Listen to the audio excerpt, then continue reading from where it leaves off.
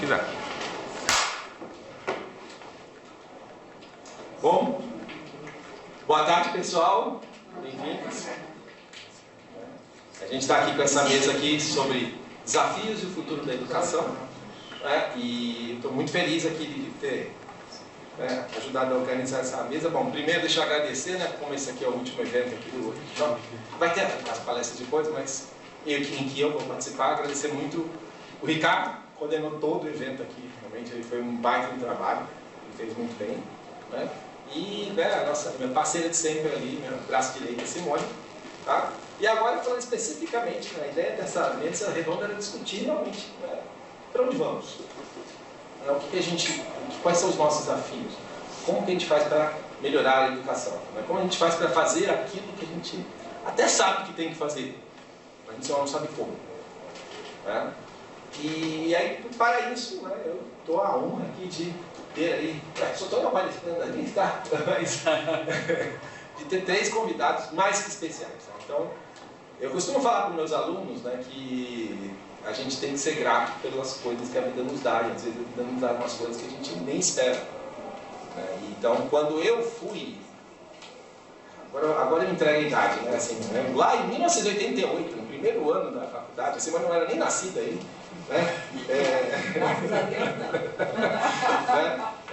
convidado para participar de uma pesquisa no MIED, Núcleo de Informática Aplicada à Educação. Eu fui porque falaram que tinha a possibilidade de ganhar bolsa. Eu falei, opa, não estou nessa. E eu estou aqui até hoje graças a essa possibilidade de ganhar bolsa. Eu não ganhei bolsa. A bolsa não rolou. Mas, eu fui lá e tive a grande sorte, a grande oportunidade de conhecer a Cecília, que foi a minha orientadora de iniciação, mestrado, doutorado, e essa grande figura que está aqui, José Armando Valente. Então, eu realmente tive muita sorte, realmente é uma oportunidade única você poder conviver com o Valente ali no dia a dia por mais de 10 anos. Então, muito do que eu sou, muito do que aprendi de pesquisa e educação, eu devo esse senhor que está ali, José Armando Valente. Sempre que eu estou lá no meu laboratório, eu falo, gente, como é que a gente faz para fazer o que o Valente fazia lá no IEG? Então, sempre como que a gente faz para fazer, ele é um grande exemplo. E eu sempre falo que, para mim, a informática na educação no Brasil tem 2 grandes papas. É o Valente lá e a Léa Fagundes aqui. Então, para quem é da velha guarda, os velhos SBI, eram os 2. A gente ia lá para ouvir os 2 falar, para ver o que os 2 estavam falando. E eles lá, no início da informática da educação, então a gente está aqui, a gente está em 2023, Josemar, discutindo como integrar a educação, a informática na educação. E lá em 88, 89, o Valente falava, mas tem que integrar a informática na educação, tem que colocar a informática na escola. Então, é um trabalho que o Valente, com certeza, é um dos grandes precursores aqui. Ao lado dele, ali, não é exatamente do lado, mas aqui na tela também, a gente tem o Seiji Zotani. Então, Seiji, você sabe, já falei isso para você, olá. Para mim, o Seiji é o grande nome da informática na educação desta geração atual.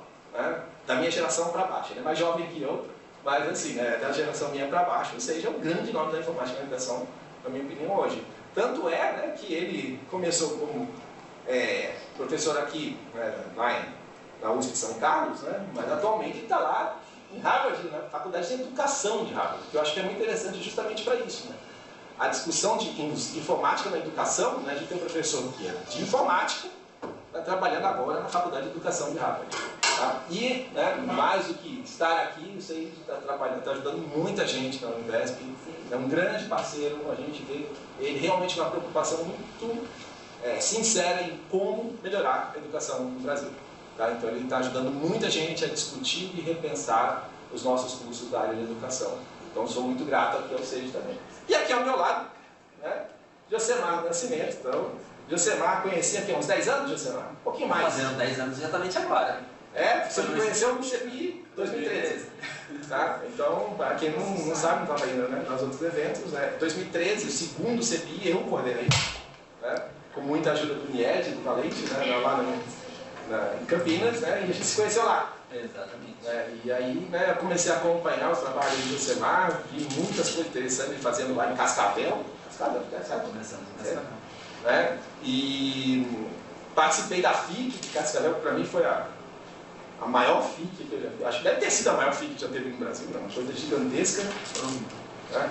17 mil pessoas no evento de 2 dias. Em Cascavel, no oeste do Paraná. Então participei, fui convidado, fui até lá participar da FIC de Cascavel. Alguém que está muito envolvido sempre nessas discussões de da educação e que hoje trabalha... Primeira FIC fora de São Paulo. Olha lá, e que hoje trabalha bastante justamente em fazer o que o Valente sonha lá e prega para a gente fazer desde os anos 80. Em como a gente levar na prática a informática na educação. Então a gente está com uma mesa fantástica. E eu já falei demais, eu tenho que deixar essa turma fantástica falar. Então vamos para abrir aqui, vamos começar com o Valente. Valente, só vamos testar primeiro se o pessoal que está ouvindo a sua voz, e aí a gente abre para você falar, tá? Por favor, falar alguma coisa aí. Tem que fazer essa transição que a gente... Só aguardar um pouquinho, Valente, que a gente está fazendo a transição do som aqui. Estão na microfonia. E agora mandando mensagem. Pode falar agora. Ele não está te ouvindo, eu estou mandando no chat. Mas ele está falando, não está saindo. Ele está falando? Ainda não. Tá. Você botou 30 ali no fogo? Ele está saindo. O pai está ligado, o som tá, né? Tá. Cara, desligou o computador, será que o som do computador está baixo? Não, o som do computador mesmo. Ou a saída, Ah, você será? está escutando. Será que não está indo para cá? Ah, vocês não. Não, eles estão se ouvindo, não está saindo daqui na caixa. Dá uma olhada se não está na HDMI aqui o áudio. Pode ser que fica ali. Ó. Fica no microfone ali. Eu não consigo enxergar. Aí, Vai para a esquerda um pouquinho, para a esquerda. Estou na sua frente? Tá? Não, Mais para cá um pouquinho. não, Não, mais para cá. Mais um. Mais um. Aí, clica. Cliquei. O botão direito, hein? Aí. Não, ficou errado. Não, Pegar. eu não consigo enxergar. Cadê o mouse? Em Tá lá em cima. ângulo é péssimo.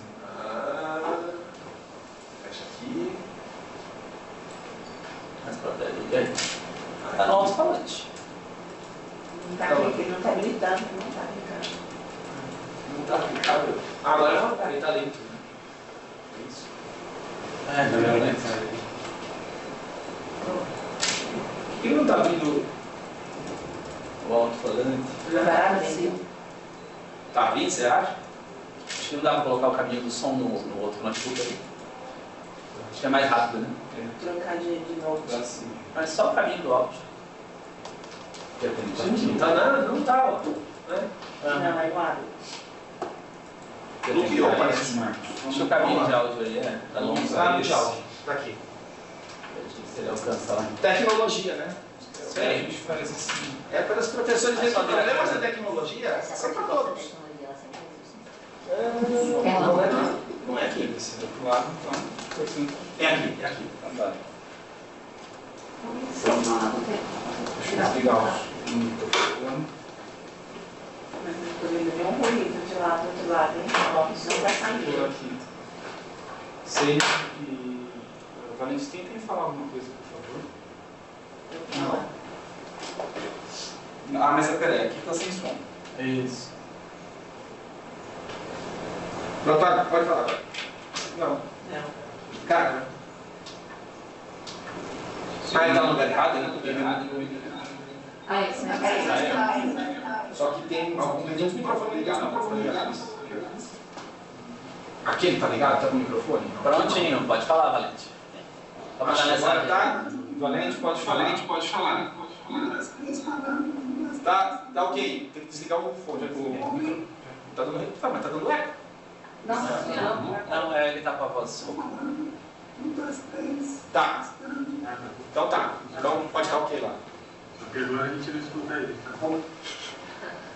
Explica pra eles que eles não vão ouvir mesmo, depois mas pode começar. Eles não vão ver a gente. Mas podem falar.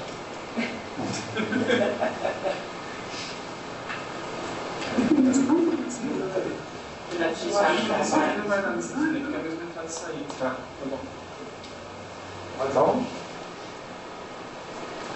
Fala pra ele que ele pode começar. Oi, pessoal, pode falar, por favor. pode começar, Valente. Sim. Bom, então, primeiro agradecer aí, Marcos e Ricardo por essa mediação, convite do Marcos para fazer parte dessa mesa e dividir a mesa com o Sérgio e o Josemar. Eu vou tentar mais rápido, porque a gente perdeu bastante tempo já, e eu vou colocar assim uma posição, hoje talvez bastante otimista em relação ao futuro da educação. Isso porque, para mim, tem muitas coisas assim bastante importantes. Primeiro foi a experiência da pandemia, que mostrou que o computador pode ser um importante aliado aí nos processos de ensino e aprendizagem. E isso aí criou aí, talvez um choque, para o bem ou para o mal, as pessoas puderam experienciar que essa tecnologia pode ser extremamente importante. E a segunda coisa que me faz bastante otimista, no sentido de pensar que, provavelmente, o futuro da educação deve ser algo que sempre deveria ter sido, no sentido de não ser transmissão de informação feita pelo professor, mas a oportunidade do aluno colocar informação em ação, transformando isso, na verdade, em conhecimento. Por quê? Porque hoje você tem tecnologias, por exemplo, como a inteligência artificial, que fazem atividades extremamente importantes, no sentido que era um aluno que deveria estar fazendo esse processo de transmissão de informação. O professor transmite informação e queria saber se aquilo foi reunido ou não. E aí há uma série de atividades que ele realizava com o aluno. E hoje essas atividades podem ser realizadas pela inteligência artificial. E se o professor não for esperto, vamos dizer assim, no sentido de criar condições para esse sujeito refazer a informação, recriar essa informação, no sentido de transformar isso em conhecimento, ele faz um papel extremamente idiota, de receber coisas do aluno que provavelmente não tem absolutamente nada a ver com aquilo que foi tratado, porque o aluno pode hoje pegar síntese, pegar reflexões, etc., por meio da máquina, que se esse professor não tiver atenado, ele realmente foi bom. Então, qual é a solução? A solução é criar condições para esse aluno colocar essa informação em prática, no sentido de poder realizar atividades, projetos, por exemplo, no sentido que você tem a possibilidade de usar conhecimentos, desenvolver habilidades e atitudes nesse processo de você realizar projetos, ou seja, o desenvolvimento das competências, coisas que hoje eu vejo como oportunidade de você integrar cognição, mão na massa e coração. Coisas que, principalmente, mão na massa e coração, faltaram no processo educacional até então. Então, eu vejo uma oportunidade assim, muito grande daqui para frente, da educação ser algo diferente de como ela deveria ser desde lá dos primórdios do homem, no início do século passado. Coisa que a gente provavelmente na educação perdeu um século e mais aí, 20 anos. E aí a gente tem a oportunidade de repensar isso de uma maneira um pouco mais positiva. Desafios. Eu vejo assim, mini desafios, eu vou colocar dois aqui, que na verdade tem a ver com uma formação do professor que nem o que está em sala de aula, nem o que está sendo preparado na formação inicial, tem condições de apresentar essas mudanças em questões da formação e no papel, novo papel que esse professor deve ocupar nessa nova abordagem, vamos dizer assim, dessa união que eu estou falando, de trabalhar com competências, projetos, cognição, mão e coração. O aluno também, eu acho que menos talvez, mas ele tem que ter uma visão um pouco mais protagonista, um pouco mais de autonomia. Ele seu foco nesse processo de aprendizagem, possa ter provavelmente, como ele tem uma formação mais passiva, vamos dizer assim, ele teria oportunidade, teria dificuldade, talvez, de fazer essa transição. Mas, pelos exemplos que a gente está vendo, quando você coloca o aluno na posição dele criar, dele fazer projetos, etc., ele se engaja e tem aí uma oportunidade muito grande desse desenvolvimento que nós estamos falando das competências. Então, eu não vejo pelo problema do aluno, como eu vejo o problema mais do professor. Uma outra mudança extremamente importante é a mudança curricular, no sentido que tudo que nós fizemos aqui hoje, ela foi feita com lápis e papel. Ensino, matemática, português, geografia, etc., etc. E aí nós teremos que pensar em projetos incorporando tecnologias, no sentido de você aí trabalhar, vamos dizer, na era digital, no sentido de explorar esses recursos digitais, de letramento, recursos de essa oportunidade de você trabalhar com questões, né, de fazer, da robótica, etc. E isso realmente implica uma mudança curricular, né, sair do lápis de papel e passar a integrar as tecnologias digitais. Então, eu vejo isso talvez como uma questão mais de mínimo desafio.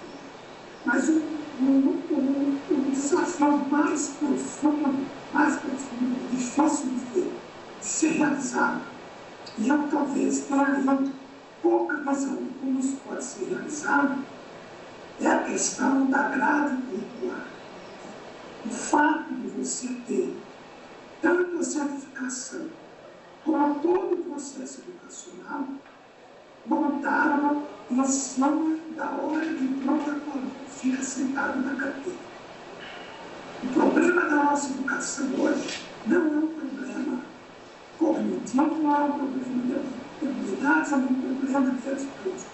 É um problema que está centrado não na cabeça, na mão, etc., no coração do aluno, está centrado na bunda dele. Desculpa a palavra. Quando ele fica sentado ouvindo esse professor. O processo de certificação do método é baseado em horas que o professor vai mostrar, ou seja, a hora de prova na carteira. E a remuneração dele é baseada em hora de aula que o aluno fica sentado ouvindo esse professor. E eu não vejo como a gente pode fazer essas mudanças que nós estamos propondo se você não faz essa alteração, esse lado, vamos dizer assim, mais administrativo. A educação não só fica de operar. E o processo educacional não deveria estar centrado no aluno na carteira, mas nos processos cognitivos, manuais de habilidades e atitudes, ou seja, nas competências que esse aluno desenvolve. E esse aí, para mim, é o desafio mais profundo que eu vejo muita dificuldade para fazer essa mudança. O desafio que a gente está vivendo agora, a tentativa de fazer a mudança tributária, eu acho que é mais ou menos um equivalente à economia, você fazer essa mudança tributária de educação. Isso aí vai ser muito complicado de se fazer. É isso, por enquanto. Aí a gente está aberto a essas questões. Muito obrigado. Bom, obrigado. Pode falar. Obrigado, Valente. Então, sempre brilhante, vai fazer para a gente pensar bastante aqui. E agora passar a bola, Seiji, fica à vontade para fazer a sua contribuição. Pode falar, Seiji. Perfeito. Obrigado, Marcos, pelo convite, Josimar, Valente, por essa conversa que a gente está tendo, Simone e Ricardo também por estarem sempre apoiando nas atividades importantíssimas na educação e na Univesp. Né? O tema mês aqui é Desafios e o Futuro da Educação. E eu gosto das provocações do Valente, né, quando ele fala que um dos grandes problemas é essa legislação que precisa ser seguida de quantidade de horas de bunda sentada na sala de aula. E a gente não está falando, e essas horas, elas são aulas teóricas. Tem até lá em alguns dos documentos, que assim, você não pode falar assim, ó, essa aqui é uma hora aula prática. A hora aula prática não pode, tem que ser aula teórica. Então, pior ainda, né? Eu acho que, focando um pouquinho tentando construir junto com as ideias do Valente, esse é um grande desafio quando a gente pensa em treinamento de professor, né? A gente está pensando em alterar formas ou as ações dos nossos professores. A gente tem que começar treinando os nossos professores de outra maneira. Se não há como fazer esse treinamento, a gente cai, como se diz, num processo de reflexão infinita e ação mínima. Então, esse é um grande desafio para a gente tentar pensar em como é que a gente consegue sair desse círculo vicioso negativo, né? E, para mim, a culpada disso, peço desculpas a todos, mas a culpa de tudo isso cai nas universidades. Em particular, nas universidades públicas, onde grande parte das pessoas que participam do processo de avaliação e definição das métricas pelo MEC são das universidades, né? Nossos colegas, meus colegas, né? Então, mudar esse mecanismo é um grande desafio, né? Como é que a gente consegue convencer os nossos pares a fazer essa mudança de chave de forma que a gente consiga, de maneira consistente, trabalhar em cima dessa mudança? Um colega meu gosta de falar assim: temos que fechar todos os cursos de licenciatura em pedagogia e começar de novo, porque aí você começa certo sem vícios. O Valentim que é o Wing, nosso colega aqui. Mas, pensando de uma maneira um pouquinho mais interessante, como é que a gente consegue fazer essa transformação, né, da educação do nosso país, né? E aí, eu acredito muito, né, eu tenho fortes crenças de que a gente consegue fazer essa transformação por meio de adoções de soluções e pensamentos que façam com que as pessoas repensem diferentes práticas, diferentes usos da sala de aula, diferentes maneiras de se integrar a tecnologia, para que a gente consiga fazer essa transformação, né? Então, um exemplo que está acontecendo, por exemplo, aqui nos Estados Unidos, para comentar coisas que eu estou vendo agora, né? Quando foi lançado o ChatGPT em 2022, final de 2022,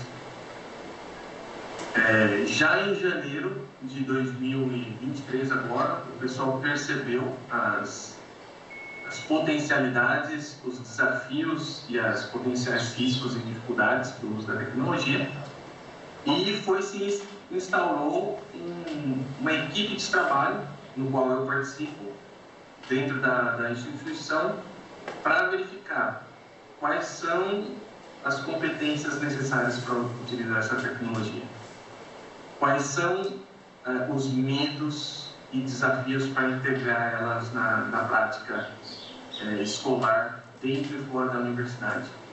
o que nós, como no papel de liderança, podemos pensar e apoiar o uso da inteligência artificial, né? Essas e outras tecnologias,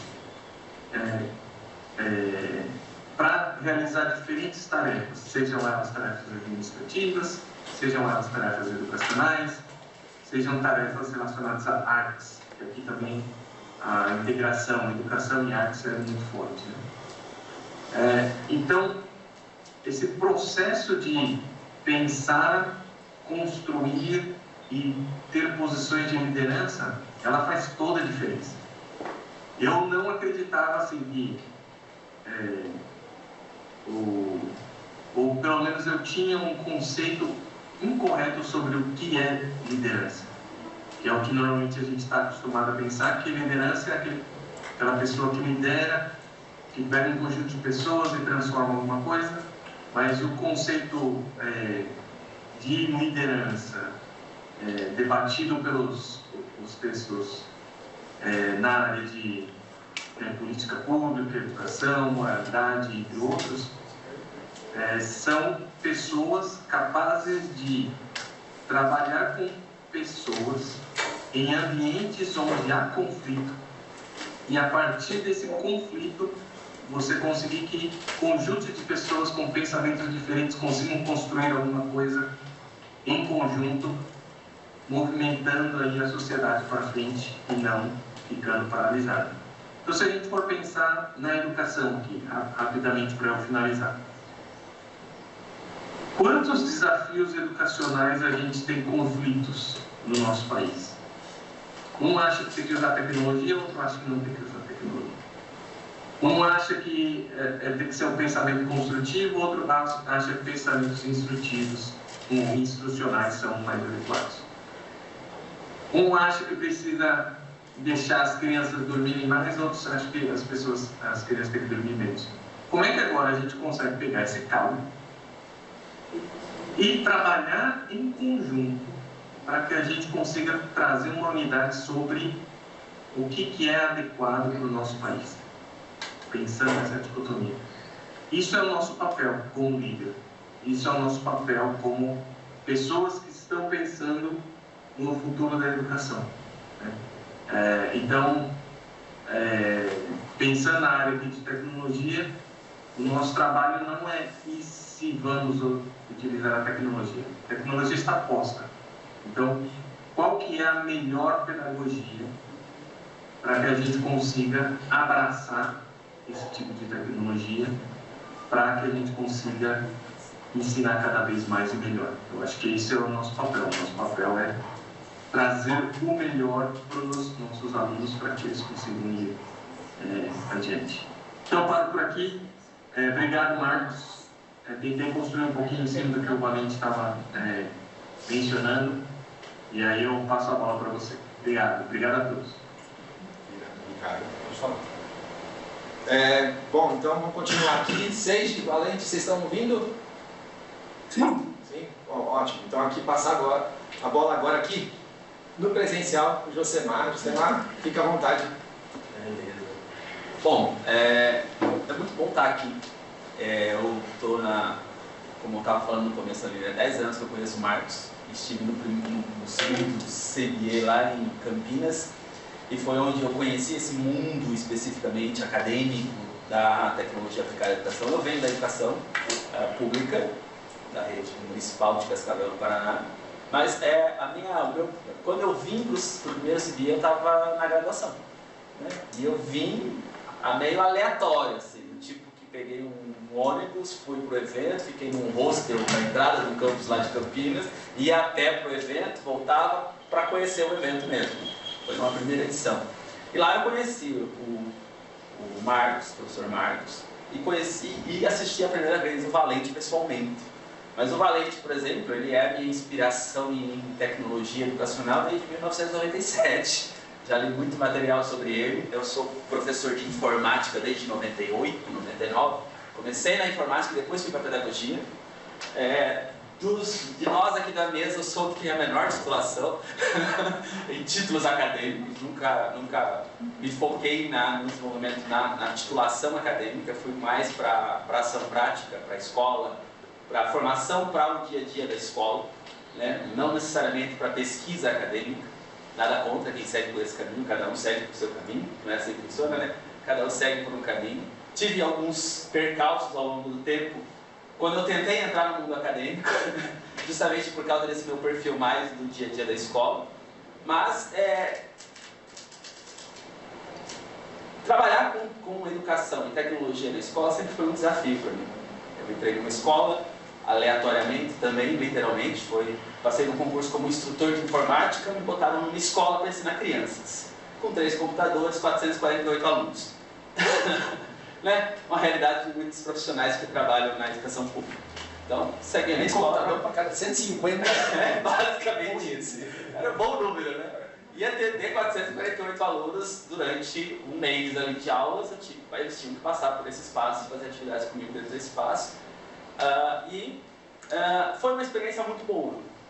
Eu consegui atender os 448 alunos usando esse espaço, consegui trabalhar com Linux, que foi o computador que eu tinha lá na escola para trabalhar, era sistema operacional Linux. E depois comecei a trabalhar na Secretaria de Educação, com formação dos demais professores. Fiz pedagogia depois que eu estava na educação. Eu primeiro fui para a escola, para depois fazer pedagogia. Primeiro fui trabalhar com crianças pequenas da educação infantil, para depois fazer pedagogia. Principalmente para trabalhar com a formação dos demais professores, porque esse é um outro requisito, né, a questão de titulação para fazer formação de professor. Né, é uma coisa que assim, muitas vezes você vem de uma profissional mais técnico, e quando você vai fazer a formação com o pedagogo, ele não te escuta muitas vezes, por você não ser um profissional da área. Isso eu escutei muito. Quem é você que está dando formação de professores antes do teu título? Por uma questão de acadêmica, por uma questão de titulação. Eu escutei isso dentro da Secretaria de Educação, dentro de diretor pedagógico, desse tipo de departamento dentro da Secretaria. Mesmo tendo toda uma experiência na área do uso de tecnologia, eu escutei isso dentro da escola, dentro da formação de professores e tudo mais. Então, eu acabei me especializando mais por esse motivo, inclusive, né? Para que os professores pudessem me ouvir, eu pudesse levar essa experiência para o dia a dia deles, e eles pudessem ter consciência de que o que eu estava falando era com base também no meu estudo e também na minha experiência prática. E hoje eu trabalho com produção de materiais didáticos para ensino de programação e robótica para crianças. É um projeto que nasceu dentro da rede pública. E a gente produz material didático para isso hoje. Hoje a gente tem 45 mil alunos que estudam com o meu material didático. Eu criei lá atrás, há um bom tempo já. 45 mil alunos aí, desses 45, 42 mil em escola pública. A gente impacta a vida diretamente dessas crianças. E nasceu a partir de um CBE, daquele CBE de 2013. Eu conheci uma pessoa, a professora Selma Bessa, lá de Fortaleza, no Ceará, que me deu algumas dicas de caminhos a percorrer naquele evento. No ano seguinte eu ganhei um prêmio pelo projeto que eu tinha desenvolvido. A partir desse prêmio eu comecei a desenvolver um projeto de robótica, de ensino de programação, e hoje tem a EduBot, que é a empresa que eu trabalho, que é a minha empresa, para trabalhar com material didático para ensino para crianças. Então nasceu de um CBE, fruto de um evento como esse, né? E é muito bacana ver.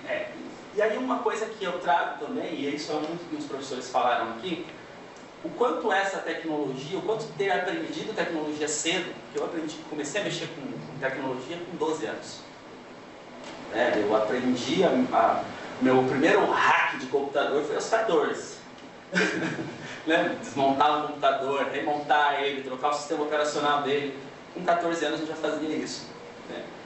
E isso me deu uma bagagem para hoje trabalhar com qualquer software. Eu consigo me ensinar, isso foi uma habilidade que eu desenvolvi ao longo do tempo, competência e habilidade para aprender sozinho. Eu nunca fiz curso superior na área de computação e nunca fiz curso de computação. Dei aulas de programação em várias linguagens ao longo da minha vida. Então, assim, programação Delphi, programação COBOL, aprendi COBOL sozinho. Facilidade, hein, cara? Eu tenho facilidade. Isso foi algo que eu construí porque eu comecei cedo. Eu comecei como criança ainda, com 12 anos, eu comecei a mexer com isso. Então, essas habilidades e competências que eu aprendi na idade mais cedo me levou por esse caminho E hoje eu trabalho com educação. Minha única titulação é na área de educação, pedagogia. Né? Mas a minha aprendizado de tecnologia veio por eu começar cedo. E aí eu fico imaginando aqueles meus colegas de escola lá atrás que não tiveram esse acesso a esse tipo de recurso tecnológico cedo, as dificuldades que eles tiveram para seguir nessa profissão, ou para entrar na área de tecnologia, ou até mesmo para se posicionar profissionalmente hoje, né, no mundo em que a gente vive hoje. É uma geração que cresceu ali com a internet, né, 96, 97, eu tenho 43 anos de idade. Então, quando o professor estava em 81 no primeiro SBI lá... 88, já estava com 8 anos. Eu estava com 8 anos, ainda era criança, né, naquela época. Então, a geração, ali vocês já estavam discutindo isso na escola, que deveria ter. O Valente está trabalhando para isso desde 82, ali, né, Valente? No Educom e outros projetos ali. Então, é muito tempo tentando trazer tecnologia para dentro da escola e é uma luta que você não consegue sem a pedagogia estar junto. E aí é que está o X, né? Muitos de vocês, por exemplo, quem é da pedagogia aqui hoje, veio aqui para o evento, porque muitas vezes tem alguma ligação com alguém que trabalha com computação. Ou foi indicado como orientador, né, do mestrado, do doutorado, que trouxe vocês por esse caminho. Mas quantos que fazem a formação dos futuros professores das universidades, da Faculdade de Educação de universidades em geral, que estão aqui? Né? Quantos professores que estão formando pedagogos aí, né? Tirando que já está há um bom tempo atuando nisso, mas quantos professores que vão formar professores estão aqui no evento? É um congresso de informática na educação, mas quantos profissionais da pedagogia, das licenciaturas estão aqui no evento e que vão formar futuros professores para essa área? E que não estão fazendo mestrado na área de tecnologia aplicada à educação, ou não estão fazendo licenciatura em computação, ou não trabalham na licenciatura em computação e estão aqui com a gente. E aí, como é que a gente vai transformar a formação dos professores lá na base, se esses profissionais não estão aqui discutindo isso com a gente, trazendo as dificuldades que eles têm disso para a prática deles lá? Então, eu acho que como desafio para o futuro da educação, eu acho que o principal desafio é trazer quem forma professores para esse tipo de evento e para esse tipo de discussão. Né? Discussão de coisas que vão realmente impactar a vida das crianças no futuro delas. A gente vê muita discussão que não vai levar a nada, que não vai transformar a vida dessas crianças para melhor, pensando no futuro dela, mas não vê aquela discussão que realmente importa, que é o futuro da tecnologia aplicada à vida dessa criança. E eu não estou falando que ele tem que seguir na área da computação como profissão. Estou falando para a vida dele. Né? Hoje, não importa a tua profissão, você vai ter que saber lidar com a tecnologia. Não importa. Se você for piloto de avião, né? Daqui a pouco tem os aviões autônomos aí, a Azul em 2025 vai botar 250 carros voadores aí voando, autônomos. E aí, quem vai operar isso? Quem vai fazer manutenção nisso? É um serviço muito especializado. Quem vai trabalhar com isso? Né? Então, assim, são profissões que a gente nem sabe qual vai ser. Né? Ela que está lá na educação infantil, quando o aluno dela tiver 18 anos, o aluno chegou lá no pré-5 com 4. Então, ele está com 4 anos lá no pré-1, lá na educação obrigatória. Né? Daqui a 14 anos, quando ele tiver 18, o que ele vai fazer da vida? Qual vai ser a profissão dele? E é isso que a gente não está pensando. Por quê? Porque, ou melhor, não é nós que não estamos pensando, né? Quem forma o futuro professor não está pensando. Não está trabalhando para mudar esse perfil. Falo como alguém que já tentou mudar esse perfil em alguns grupos específicos da área de educação. E sempre a gente enfrenta muita resistência quando se fala em tecnologia, por causa de uma mentalidade muito fechada, num nicho muito específico. E é isso que a gente às vezes precisa começar a trabalhar um pouquinho mais e se infiltrar nesse mercado, né?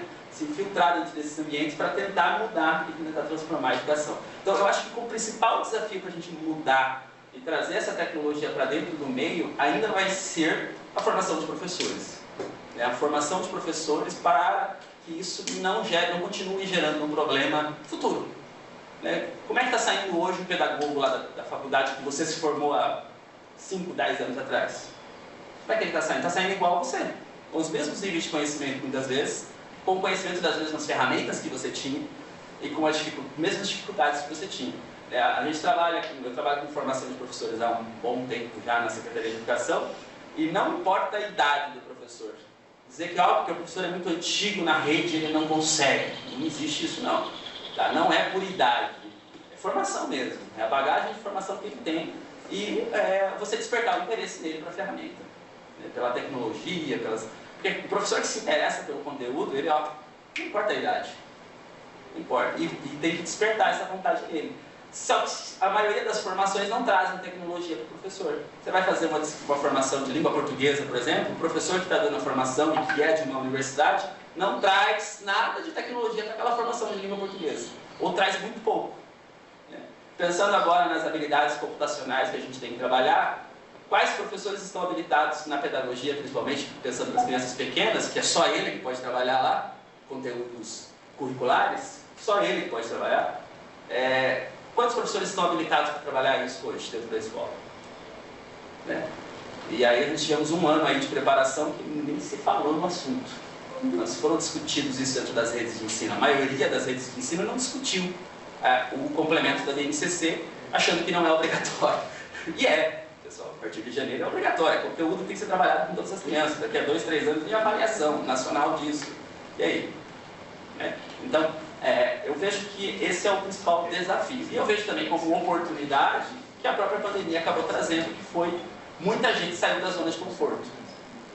Muita gente abandonou a zona de conforto para começar a trazer um pouquinho de tecnologia. Algumas redes incentivaram, trouxeram, algumas financiaram o computador para os professores, ou deram o computador para os professores para poderem utilizar, para tentar trazer, fomentar isso dentro deles. Agora, vai muito do que a gente vai fazer daqui para frente, quando eles estão voltando, né, para que ele não volte a ser como era antes da pandemia. E esse é o principal desafio também, né, para que esse professor não abandone as ferramentas pós-pandemia e que a gente consiga ir além, não voltar atrás, voltar ao passado. Né? E essa questão de uso de tecnologia não necessariamente envolve o uso de tela, ou uso do tempo das crianças manipulando telas ou algo do tipo. Né? Falo com experiência pessoal, 70% do que nós fazemos no nosso material de robótica lá não usa tela.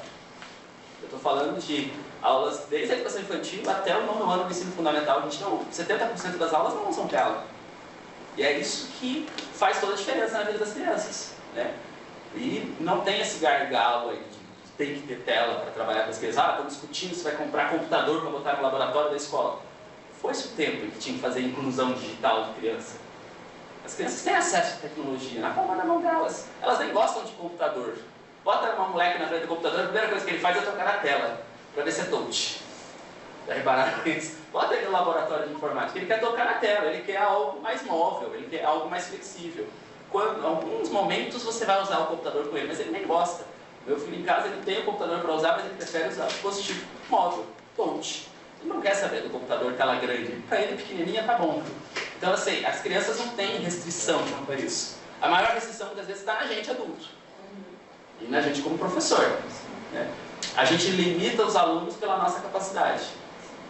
E essa nossa capacidade só vai ser corrigida com formação. Não tem outro jeito. Então, esses são alguns pontos que eu trago com base também do que os professores falaram, com base na minha experiência prática lá, de aplicação de tecnologia na escola e de implantação prática disso dentro de rede de ensino.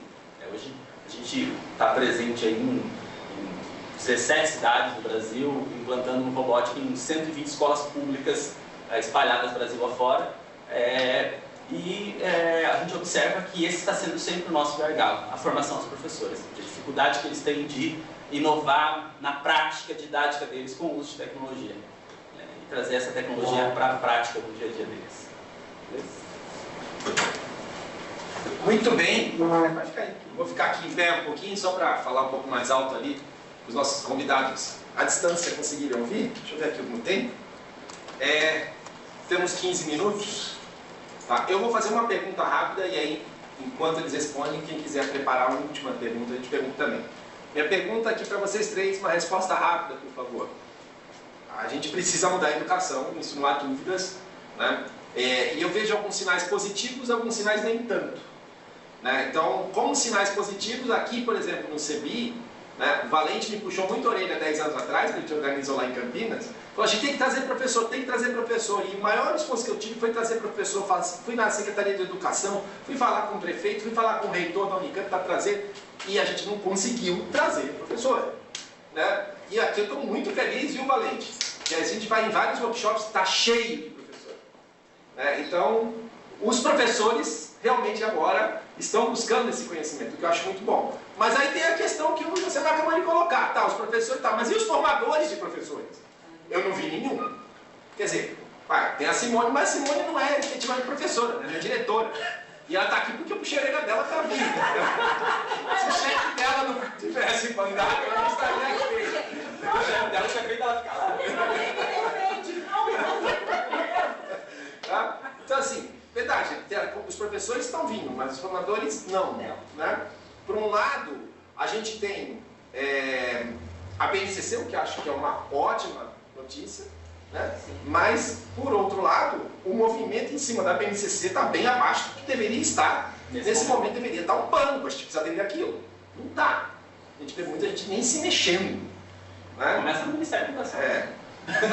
A gente vê alguns movimentos, principalmente aqui na SPC, né, de formações continuadas para professores, né, mas por outro lado, quando a gente tenta discutir a pedagogia, a gente está discutindo muito isso, eu com a Simone, o Seiji, né, a gente vê a quantidade de amarras que tem, que é quase impossível a gente mudar qualquer coisa, porque vem regra, tem que ter isso, tem que ter aquilo, tem que ter não sei o quê, e é teoria, né, que são obrigatórias. Aí a minha pergunta simplesmente é assim, na opinião de vocês, estamos progredindo, né, ou a gente tem que ficar mais preocupado ainda? Vou começar a fazer o contrário, eu vou começar aqui, você mais rapidinho, e aí eu te passo para eles, e aí depois a gente abre para vocês fazer uma pergunta. Vai. Olha, eu vejo que a gente está estacionado em muitos casos, e em alguns lugares regredindo, pós-pandemia, por exemplo, né, abandonando tudo quanto é tecnologia que você aprendeu a usar, jogos digitais, tinha muito professor criando joguinho, mandando para as crianças fazer em casa nas plataformas, que ele parou totalmente de fazer. E não manda mais nada para os alunos fazerem em casa. Por quê? A gente nunca sabe se amanhã ou depois não vai ter outra pandemia, se não vai ter outra necessidade dos alunos estudarem remotamente. A gente tem que ir deixando esse aluno preparado para isso. Esse aluno está quem está no ensino fundamental 1, esse aluno ainda tem muito caminho na escola pela frente. Se ele não ganhar autonomia de aprendizado, vai ter o mesmo problema daqui a 10 anos, caso tenha algum outro tipo de problema desse tipo. Então eu acho que tem esses dois fatores. Estamos restacionados em muitos lugares e em alguns casos estamos regredindo. Por mais que tenhamos uma legislação, a legislação não está sendo efetivada. Seiji, qual é a sua opinião quanto a isso, Seiji? Estava aqui pensando, poxa vida, eu acho que assim, de maneira geral nós estamos, eu concordo com os colegas, de maneira geral nós estamos regredindo. Mais no sentido de as coisas estão avançando e a gente não está avançando. Então, de alguma forma, a gente está regredindo em comparação aos demais. Isso muito em conta porque existe muito medo sobre o uso de tecnologia, existe dificuldade entre integração de tecnologia com práticas educacionais, e no Brasil tem a falta de infraestrutura que acaba afugentando as pessoas que muitas vezes, apesar de não ser necessário ter acesso a uma super infraestrutura para se aproveitar do conhecimento e uso da tecnologia, que está aí a Débora Grafalo para mostrar que isso é possível com a robótica com sucata, grande parte tem ainda medo, né? Os formadores têm medo, inclusive tem medo de aprendizagem online, como a gente tem muito visto aí na mídia nos últimos tempos, os colegas falando. Então, a gente tem que quebrar essa barreira, conseguir conversar com essas pessoas para que a gente consiga fazer isso. Por outro lado, a gente também tem avançado bastante em algumas outras áreas. Então, a própria Univesp é um exemplo disso. Está conseguindo formar mais de 10 mil profissionais aí por ano na área de educação, não é trivial. Então, a gente está fazendo coisas boas, a gente só precisa aproveitar essas coisas boas e superar esses desafios iniciais que eu tenho certeza que vão ser resolvidos, mas vão precisar algum esforço para alguns Marcos, algumas Simones, alguns Valentes e assim por diante para a gente fazer as coisas acontecerem. Ok, obrigado, Seiji. Valente, qual que é a sua opinião? Depende de como a gente vê o copo d'água. Você pode ver ele aí meio vazio ou meio cheio. O que é interessante que desde 83 a informática nunca foi descartada, vamos dizer assim.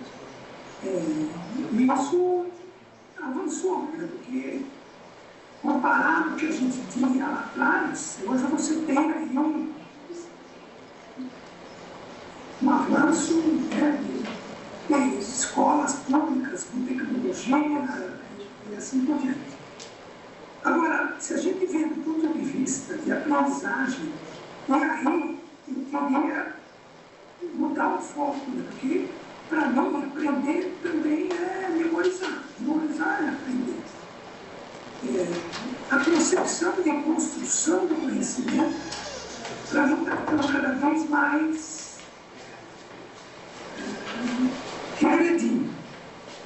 E aí, nesse sentido,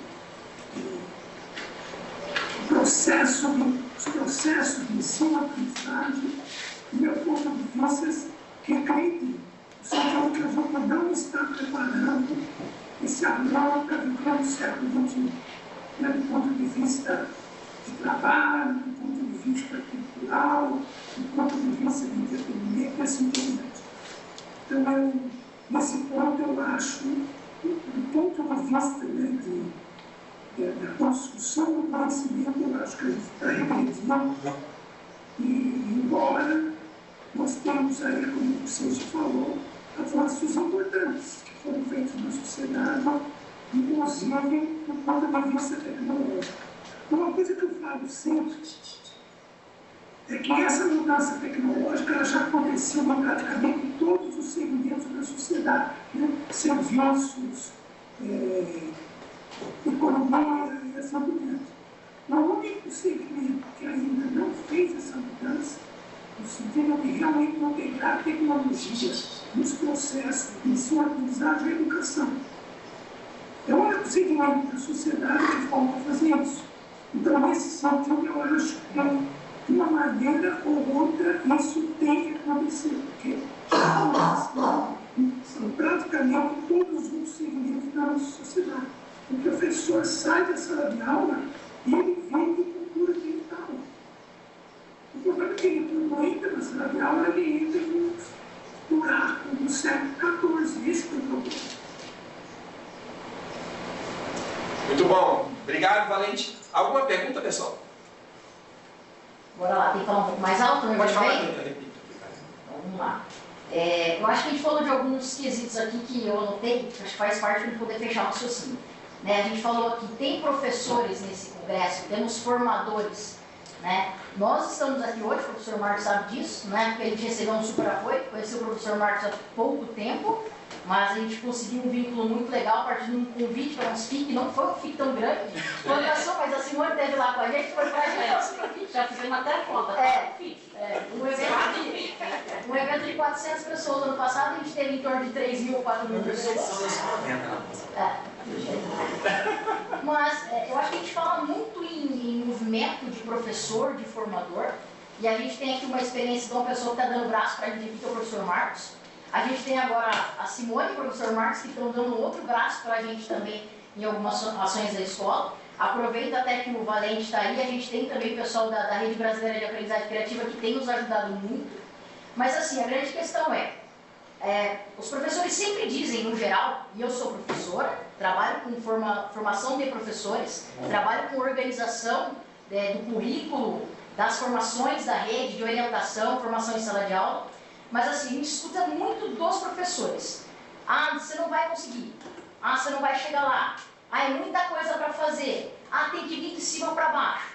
Então, acho que a gente está num movimento aqui hoje, por exemplo, em que a gente vê a necessidade de um sistema todo estar convergindo para que a mudança aconteça. Eu também vejo o copo às vezes meio cheio, meio vazio, porque a gente tem alguns ganhos. E falando especificamente do trabalho que a gente tem, o que é que eu falo? Nós estamos falando do município aqui, nós representamos a rede municipal de Jaguariúna. Né? Então a gente está olhando para o que a gente tem lá. Então a gente chega para um evento desse, vê tanta coisa, né? Tanta coisa legal, mas e aí? O pouco que nós temos aqui, não é o Brasil todo, mas a gente tem uma rede. Então se a gente está falando tanto de aproximar universidades, de prefeituras, de redes, o que será que a gente vai conseguir construir a partir disso? Né? Até que ponto a gente consegue fazer uma ligação mais forte com as redes para levar uma formação mais em peso para o município e poder formar em massa para esses professores entender que é possível. E por que eu digo isso? Aí você vai falar assim, mas os professores talvez não aceitem. tá, a gente tem sim uma resistência à tecnologia, isso é geral, né? Não é só lá, é o Brasil todo, como a gente disse, mas a gente também percebe que no pouco que a gente tem feito, né, Thelma, a gente consegue chegar até a escola, chegar até o professor, fazer uma formação plena com ele se interessa. Mas muitas vezes ele tem medo da tecnologia também. E ele está próximo de aposentar, então ele fala, não, vou esperar, isso aí eu não vou pegar. Ou aquele que está chegando agora para a graduação, ele não teve contato. E, por exemplo, a gente tem a organização da Univesp agora, né, que a gente vem conversando bastante, a forma como vocês estão direcionando a disciplina de didática vai fazer com toda certeza muita diferença. Mas a gente está tendo que fazer esse trabalho de formiga dentro do município com uma formação pontual. Então, será que não é hora também da gente começar a olhar até para o micro? Porque grandes movimentos começam sempre de grandes ações ou de grandes ações em pequena escala para escalar, sabe? Então, a minha pergunta, fechando tudo isso, é assim, o que será que a partir de agora a gente consegue fechar para além? Além de tudo já que o professor Marcos vem fazendo pela gente, agora a Univesp, na pessoa da Simone e tudo que a gente vem construindo. O que será que a gente consegue fortalecer ainda mais de parceria para levar, que não é para o Brasil, mas é para a nossa rede, de repente servir de modelo para progredir, para escalar isso? Bom, eu não sei se vocês conseguiram ouvir. Valente, vocês conseguiram ouvir? A questão da rede eu acho extremamente importante. É um movimento fantástico de pessoas trabalhando. Eu acho que precisa estabelecer mais parcerias da universidade com a escola. A universidade sempre bateu na escola e nunca foi parceira, nunca foi lá tentar resolver o problema. Agora, não pode ser um trabalho voluntariado. Eu acho que a rede vai ser efetiva e realmente ter um trabalho consistente, realmente carece de políticas públicas que realmente reconheçam esse trabalho e dão valor e suporte para que isso possa desenvolver. Ok. Seixi, conseguiu ouvir? Quer comentar? Assim, a gente está com uma iniciativa para tentar trabalhar com esse problema, porque o que acontece? Quando a gente tenta resolver o problema em grande escala, a gente não consegue resolver, ou melhor, a gente não consegue lidar com facilidade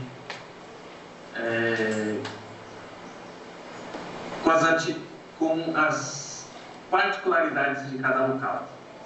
Isso é muito difícil de fazer. E aí, uma das maneiras de você trabalhar para resolver esse problema é você trabalhar local. Ou seja, você ir para uma cidade ou para uma escola em particular e trabalhar para resolver os problemas daquela escola utilizando uma metodologia adequada. A partir do momento que você consegue resolver o problema de uma cidade, seja ela pequena, principalmente as pequenas, a gente consegue ir para uma outra cidade e executar o mesmo modelo para fazer como se diz, para atender as particularidades de cada local. E assim sucessivamente. Se a gente tiver aprender com esse processo e conseguir abraçar mais pessoas, a gente de alguma forma consegue resolver esse problema em escala, pensando em escala pequena. Então, se a gente tem por volta de 5.000 municípios, a gente precisaria de mais ou menos umas 10.000 pessoas para resolver esse problema em cada local do nosso país, utilizando uma metodologia bem consolidada, e em alguns anos a gente conseguiria ver a mudança acontecendo na educação do país. Ou seja, 10.000 pessoas não é nada, né? Para um país de 220 milhões de habitantes,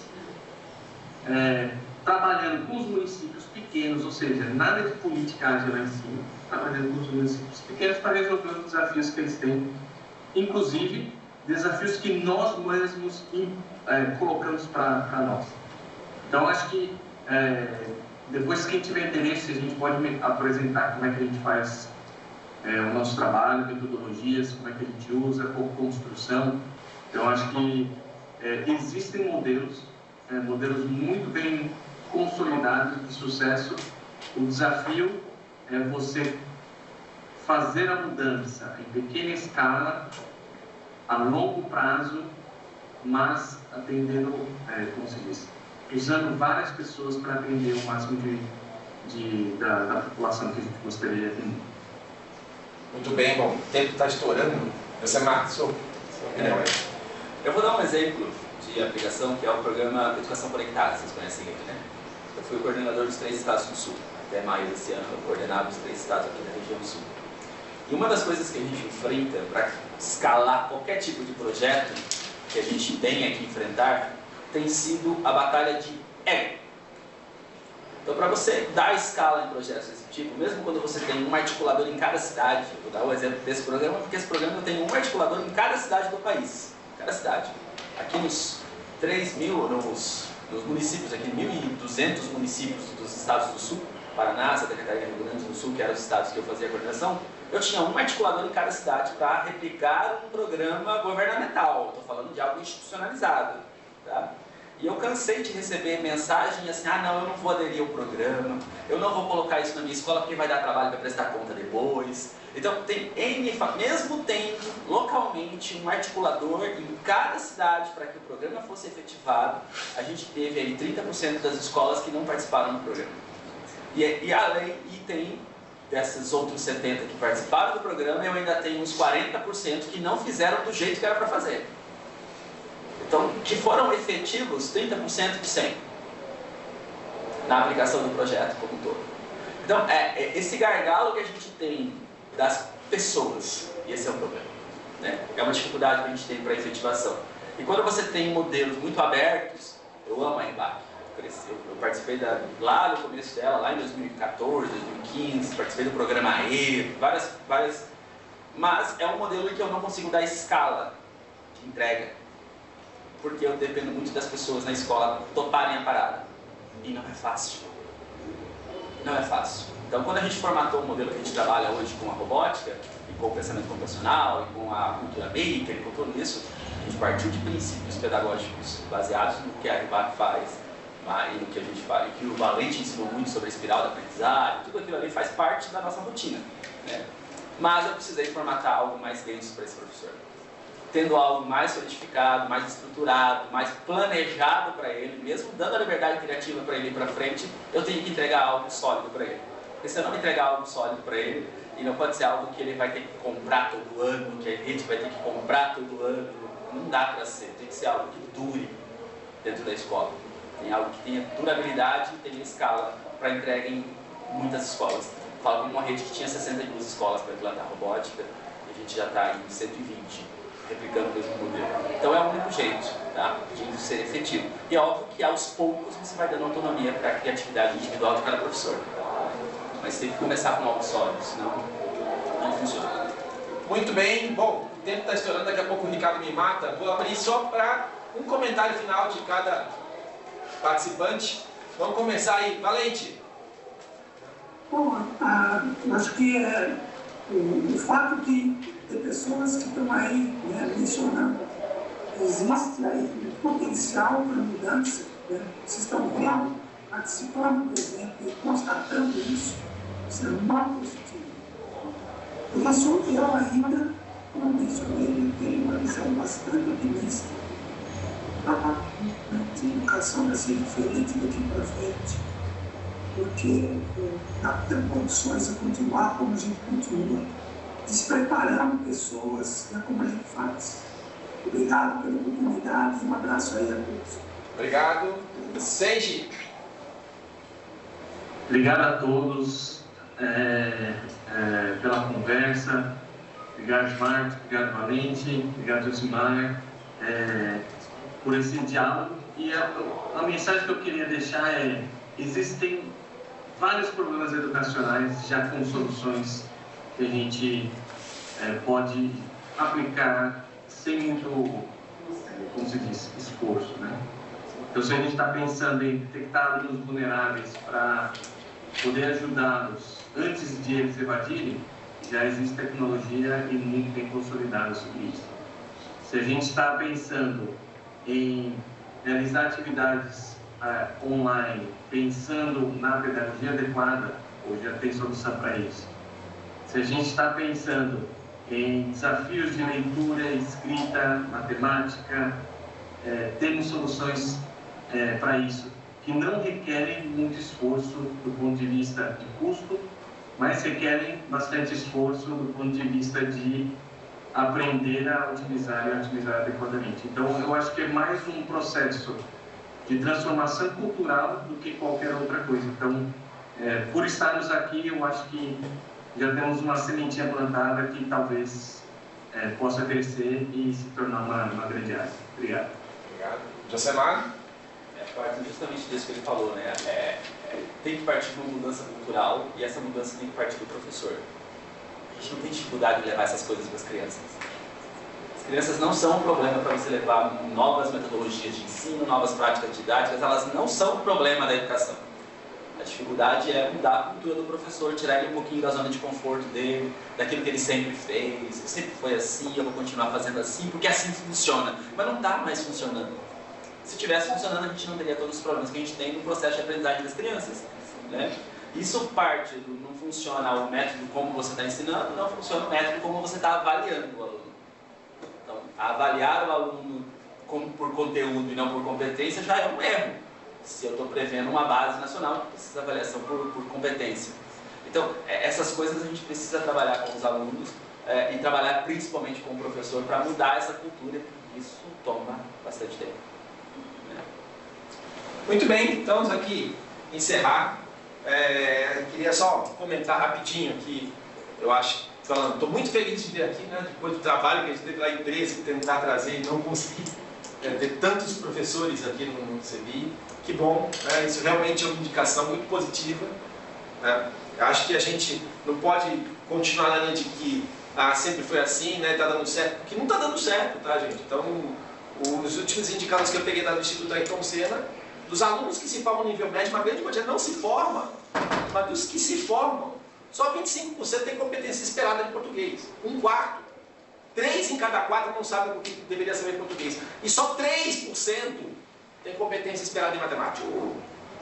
Tá? E aí, a gente às vezes escuta, né, você já até colocou, né, a crítica, mas o problema do EAD. Gente, o EAD não existia até 10 anos atrás, e a educação no Brasil está nesse nível. Tá? O problema não é o EAD. A gente, de novo, está querendo colocar tecnologia como vilão da história. A gente precisa entender, mudar a educação, né? Sem colocar preconceito, sem colocar a tecnologia como vilão. A gente precisa entender que tem algo errado e tem algo errado há muito tempo. E mudar isso. Né? E assim, eu estou muito feliz de estar aqui, muito feliz de estar cheio de professor aqui para conversar, para criticar, para conversar, discutir com a gente, né? E principalmente pelos meus convidados. Né? Então, a minha grande referência, desde que eu entrei na Unicamp, né, da Valente, a minha grande exemplo, meu modelo, né, o cara que eu queria ser igual, que é o Seixi, ali, né, falou, olha o que o cara faz, né, sempre olhando para ele, né, e aqui, né, uma pessoa que, pelo que você falou aqui, começou a estar lá, quando já estava lá no CEBI, organizando o CEBI. Então são 3 gerações diferentes, 3 gerações que trabalham aí para levar informática na educação. Né? Então, que bom, muito obrigado pela honra de vocês dividirem aqui essa mesa redonda com a gente. Queria poder falar mais 3 horas, mas o Ricardo vai me matar se eu não botar agora. Tá bom, gente? Então, obrigado. Seiji, só um rapidinho. Seiji, você falou né, sobre fazer alguma coisa e tal. Qualquer coisa a gente conversa, a gente pode organizar uma live e aí a gente divulga, né, para você falar essas questões que você falou, né, como conseguir fazer, etc. Né? E a gente pode tentar organizar e divulgar uma live sua, né, aqui para o pessoal, tá? E dando um spoiler, né? Agora é o Beretta que vai brigar comigo ali, tá? Em breve, né, vamos lançar uma série de programas na TV Univesp, não vou falar o nome, tá, Beretta? O nome não fala, tá? Mas a gente já gravou com o Seixi e a gente vai gravar semana que vem com o Valente, tá? Então em breve teremos um programa aí de 1 hora falando sobre esses temas que estão aqui, 1 hora com cada um, tá? Aguardem, tá? Então, brigadão, gente, né?